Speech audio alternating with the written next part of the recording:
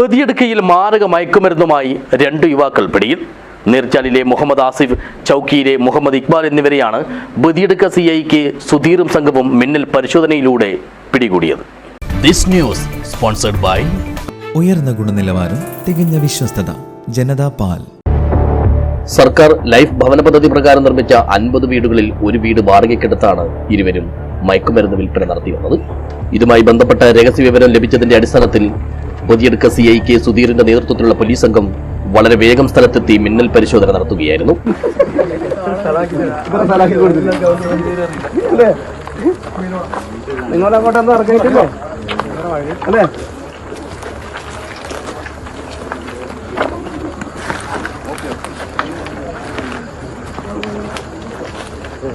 Video എടുക്കുന്ന ഇവന് ഈ കാല് കഴിയാത്തന്നെ എടുത്തോട്ടെ, നാളെ പോലീസ് തല്ലിട്ടാക്കിയാന്ന് പറയണം.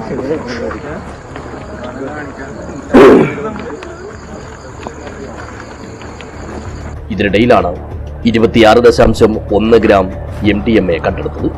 വീടിന്റെ കിടപ്പുമുറിയിൽ പാക്കറ്റുകളിലാക്കി സൂക്ഷിച്ച നിലയിലായിരുന്നു MDMA.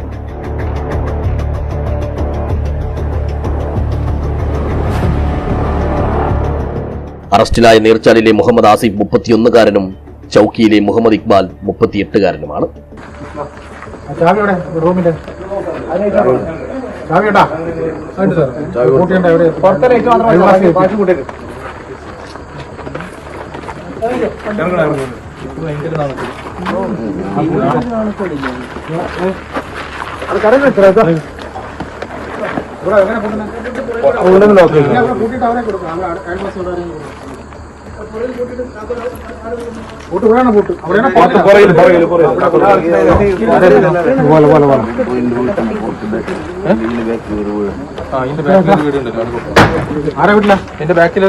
ഇവിടെ എവിടെയും കൊടുത്താൽ അവര് വരും വാങ്ങൂലേ, ഇനിയിപ്പോ കുറെ കൊണ്ട് കൊടുക്കാൻ നിൽക്കണ്ടല്ലോ. മോഹന്റെ എവിടെയാണോ?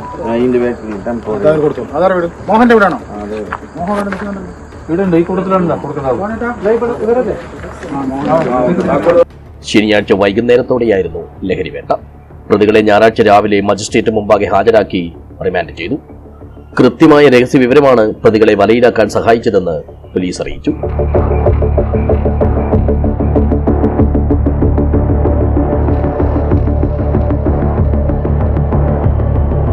News bureau, Uppala.